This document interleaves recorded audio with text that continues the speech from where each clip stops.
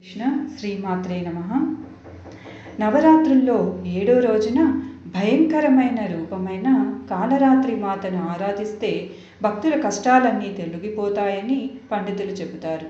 ఈ సందర్భంగా అమ్మవారి పూజా విధానం, మంత్రాల గురించి తెలుసుకుందాం.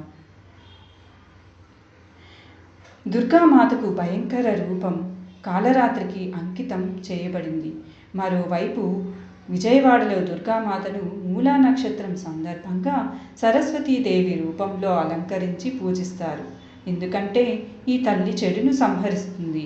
అంతేకాదు తన భక్తులకు ఎల్లప్పుడూ శుభ ఫలితాలను ఇవ్వడం వల్ల తనను శుభంకరి అని కూడా పిలుస్తారు. ఈ మాత దుష్టశక్తులను నాశనం చేస్తుంది. అందుకే ఈ దేవిని కాలరాత్రి అని కూడా పిలుస్తారు. ఈ అమ్మవారికి 3 కళ్ళు ఉంటాయని పురాణాల్లో పేర్కొనబడింది. ఈ సందర్భంగా అమ్మవారి పూజా విధానం, మంత్రాల గురించి తెలుసుకుందాం. కాలరాత్రి స్వరూపం. హిందూ పురాణాల ప్రకారం శంభుడు, నిశుంభ, రక్తబీజులను సంహరించేందుకు దుర్గామాత కాలరాత్రి రూపాన్ని తీసుకున్నారు. ఈ దేవి శరీరం చీకటిలా నల్లని రంగులో ఉంటుంది. ఈ తల్లి జుట్టు పొడవుగా ఉంటుంది. మెడలో దండ మెరుపులా మెరుస్తూ ఉంటుంది. తన 3 కళ్ళు పెద్దవిగా విశ్వంలా గుండ్రంగా ఉంటాయి.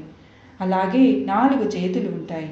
ఒక చేతిలో ఖడ్గం, మరో చేతిలో ఇనుప ఆయుధం, 3వ చేతిలో అభయముద్ర, 4వ చేతిలో వరముద్ర ఉంటాయి. పూజా విధానం.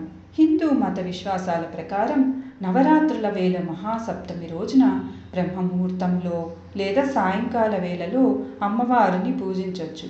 ఈ అమ్మవారిని పూజించిన వారు ఎలాంటి ప్రయత్నంలో అయినా సులభంగా విజయం సాధిస్తారు. ముందుగా కాలరాత్రి మాత ఎదుట దీపం వెలిగించాలి. అనంతరం ఎర్రని పువ్వులు సమర్పించాలి.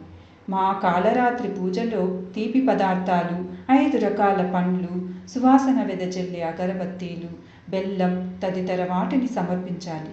కాళీమాతను భక్తి శ్రద్ధలతో పూజించిన వారికి అమ్మవారు అకాల మరణం నుంచి కాపాడుతుందని నమ్ముతారు. అమ్మవారి కోసం ఈ మంత్రాలను పఠించాలి. ఓం దేవి కాలరాత్రే నమః.